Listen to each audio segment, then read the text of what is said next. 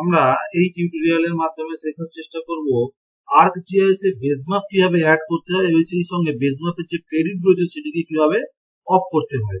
তো আমরা প্রায় সময় দেখেছি যে আমরা সবচেয়ে প্রথম ArcGIS এ আমাদের যে বেস ম্যাপ সেট করার আগে আমরা আগে দেখবো যে আমাদের নেট কানেকশন এনশিওর করব। নেট কানেকশন এনশিওর হওয়ার সঙ্গে সঙ্গে আমরা একবার এখানে চেক করে দেখবো যে ArcGIS খুলেছে। ArcGIS এ যে কানেক্টেড টু ArcGIS অনলাইন এটা দেখাচ্ছে কি একবার আমরা এখান থেকে দেখে নেব। এখান থেকে ArcGIS এর লোগোর উপর টাচ করলে দেখাচ্ছে কানেক্টেড টু ArcGIS অনলাইন। এটি দেখানোর পরে আমরা আমাদের যে রয়েছে সেভ ফাইল রয়েছে, আমরা এই সেভ ফাইলের এগেইনস্টে বেস ম্যাপ খুলতে চাইছি। তো আমরা সেভ ফাইলকে আমরা লেআউট ফরম্যাটে গিয়ে দেখব। তো লেআউট ফরম্যাটে গেলে আমাদের সেভ ফাইলটা ঠিক এরকম দেখতে লাগে, যে এরকম একটা লাগে। আমরা একটি লাইনও দিয়েছি, ক্যাটেগরিজ লাগিয়েছি।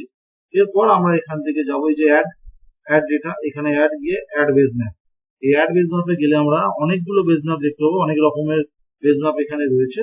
তো এখান থেকে আমি যে কোনো একটিকে সিলেকশন করছি, এখানে একটি সিলেকশন করলাম, করে কিছুক্ষণ সময় লাগবে এটা অ্যাড হতে।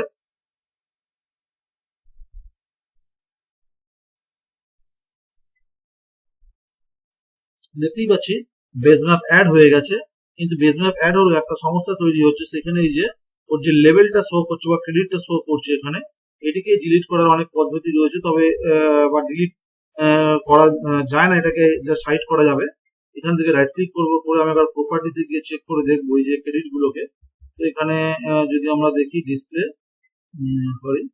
এই যে সোর্সে গিয়ে আমরা যদি জেনারেলে যদি চেক করে দেখি, রাইট ক্লিক করে প্রপার্টিসে গিয়ে এই যে এইগুলো হচ্ছে আমার ক্রেডিট, এগুলো এখান থেকে ডিলিট করতে হবে। তো এর জন্য আমাদেরকে যেটা প্রয়োজন সেটি হলো আমরা ইনসার্টে যাব। এখানে ইনসার্টে গিয়ে দেখবো এই যে ডাইনামিক টেক্সটে গিয়ে এখানে এই যে সার্ভিস লেয়ার ক্রেডিটস, এটি সিলেকশন অন করার সঙ্গে সঙ্গে দেখতেই পাচ্ছি এই যে আমাদের ক্রেডিটটা ছিল সেটি এখানে সিলেক্ট হয়ে গেছে। এটা আমরা এখান থেকে ডিলিট করলেও হবে না, সেই জন্য জাস্ট আমরা এখানে লেআউটের বাইরে আমরা এখান থেকে সরিয়ে দেবো। লেআউটের বাইরে সরিয়ে যাওয়ার পরে আমরা এটাকে এখান থেকে এক্সপোর্ট করবো, যেভাবে আমরা বাকি কাজ করে নেবো। করে নেওয়ার পরে এটাকে এক্সপোর্ট করবো, ডেস্কটপে রাখছি।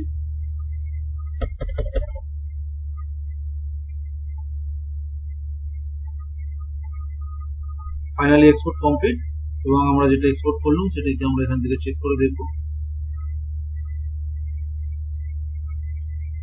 দেখতেই পাচ্ছি যে আমাদের ম্যাপ তৈরি হয়ে গেছে, এখানে কোনো ক্রেডিট শো করছে না। তো এইভাবে আমরা যে কোনো বেস ম্যাপকে, এখানে একাধিক বেস ম্যাপ রয়েছে, যে যদি আমরা এখানে দেখি এখানে বিভিন্ন ধরনের বেস ম্যাপ রয়েছে।